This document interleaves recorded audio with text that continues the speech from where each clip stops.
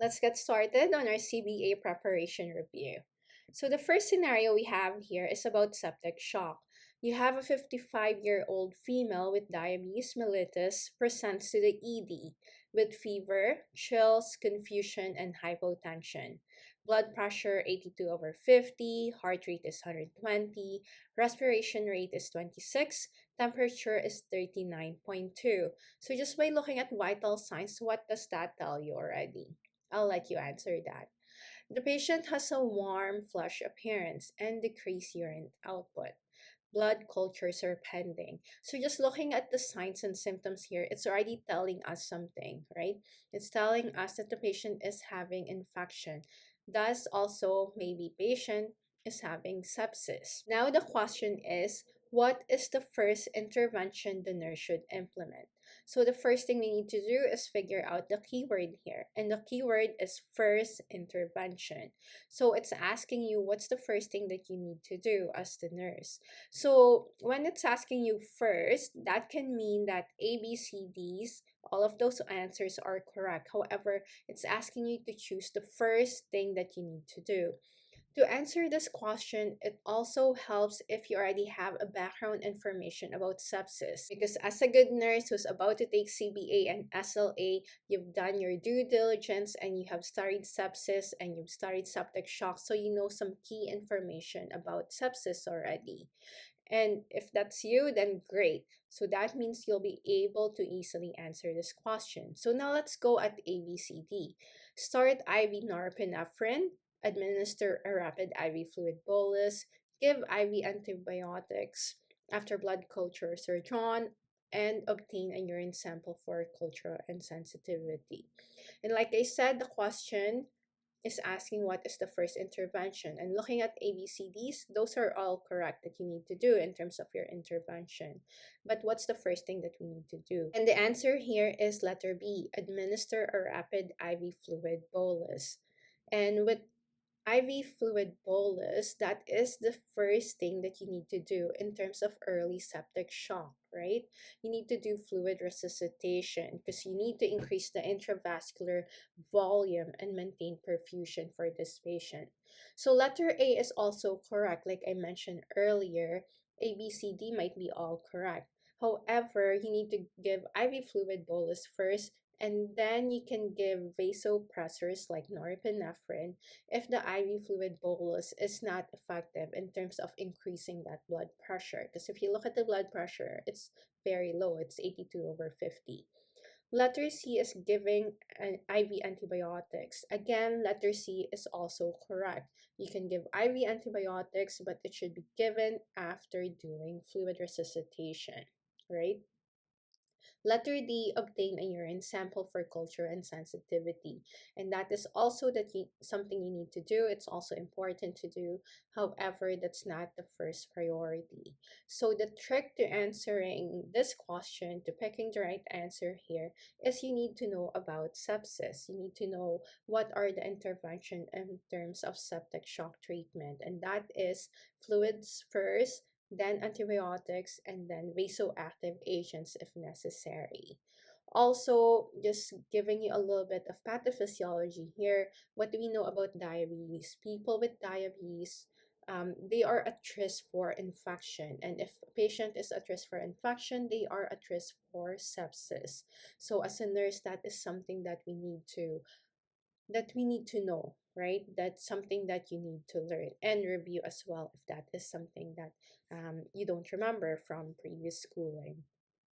Also, with septic shock, if a patient has diabetes as well, sepsis can cause blood sugar levels to fluctuate. So, if a patient has hyperglycemia or high blood sugar or hypoglycemia or low blood sugar, it can make it harder for the body to heal and recover from sepsis. So, again, that is something that you need to know because that can be a complication because that can come up during a CBA or an SLA scenario as well. So again, to answer this question, it's good if you already know information about pulmonary embolism, so that is something that you can review as well. So pulmonary meaning lungs, Embolism, there's an emboli, right? Emboli can be a fatty deposit, it can be a blood clot, and that is in the bloodstream, right? PE. So your scenario here is a 42-year-old female post-op from a hysterectomy 2 days ago. The patient suddenly developed sharp chest pain, dyspnea, and hemoptysis. Her vitals are as follows: blood pressure 88/54, heart rate is 132, respiration is 28, SpO2 is 88% on room air. What is the priority intervention? And the keyword here is priority. What's the priority? What is something that you need to do right now, because this is an emergency, to prevent the patient again from deteriorating? But pulmonary embolism is an emergency. People can die from this. A patient can die from this. So you need, as the nurse, you need to do something right away. That's why it's asking you what is the priority intervention. Now let's look at A, B, C, D. Letter A, administer morphine for pain relief. Start an IV heparin infusion, obtain a CA pulmonary angiogram, or elevate the head of the bed and apply oxygen, right? So to pick the answer here, again, we have to know what is a pulmonary embolism. So pulmonary embolism is a complication that can happen after surgery, after post-op. It is considered highest risk during the first few weeks post-operation. So if you're working in the hospital, if you're working med-surg, that is something that you need to remember. The most critical period for pulmonary embolism happens between first week up to 6 weeks, but it can happen up to 12 weeks. It's just higher risk during the first 1 to 6 weeks. With pulmonary embolism, there are certain risk factors that puts patient at risk for pulmonary embolism. It can be the type of surgery, it can be patient's overall health, even coming pre-surgery, what are their comorbidities, right? What are the pre-existing conditions like obesity that can increase the risk for pulmonary embolism? Also, another thing, what are some interventions that you can think of in terms of pulmonary embolism? So critical thinking like that and clinical decision making are the skills that you need to enhance prior to taking your CBA and SLA, but also when you are working as a nurse. So now let's go back to the question. It's asking you what is the priority intervention. And like I mentioned earlier, pulmonary embolism is an emergency. Someone can die from this. So what do we remember in terms of emergency cases, in terms of complications? You need to remember your ABC: airway, breathing, circulation. So in this scenario, the patient is having sharp chest pain, dyspnea, and hemoptysis. So patient is having pulmonary embolism, something is blocking. So a patient is hypoxic in this scenario and possibly unstable as well. So you need to prioritize ABCs before any diagnostics or any medication. So the answer here would be elevate the head of the bed and apply oxygen. So administer morphine for pain relief is also correct. That is something that you can do. However, after oxygen, then you can give morphine for the patient's chest pain, right? You can also give IV heparin infusion, right? That is also crucial, but it should be started after oxygen support. Letter C, obtain a C pulmonary angiogram. That's a diagnosis. Again, it doesn't take priority over stabilizing the patient. You need to figure out the ABCs first. And that's why letter D would be correct. Okay, now let's go to the next question. Mental health. So we have mental health, schizophrenia, and medication. And what I've noticed with IENs, there's not a lot of experience in terms of mental health. So ensure that you guys review mental health prior to your CBA and your SLA as well. So our scenario is a 28-year-old male with schizophrenia who is brought to the psychiatric unit by his family.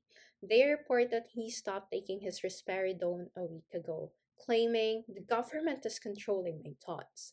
He is agitated, pacing the room, and refuses to answer questions directly.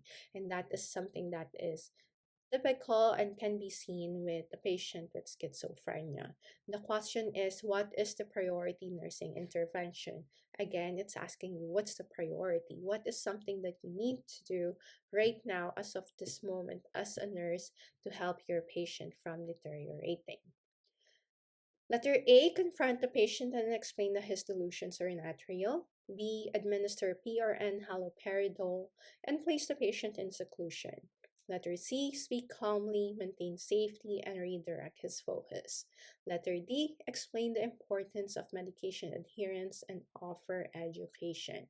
So again, go back to the question. It's asking you, what is the priority nursing intervention? And if you look at the question as well, if you look at the scenario, the patient is agitated, pacing the room, and refusing to answer questions directly. What can we see in this scenario? The patient is experiencing delusions and agitation. So if a patient in mental health, the first thing is safe. And if a patient is having delusions and agitation, the priority here is to de-escalate the situation and maintain safety. So the answer would be letter C, speak calmly, maintain safety, and redirect his focus.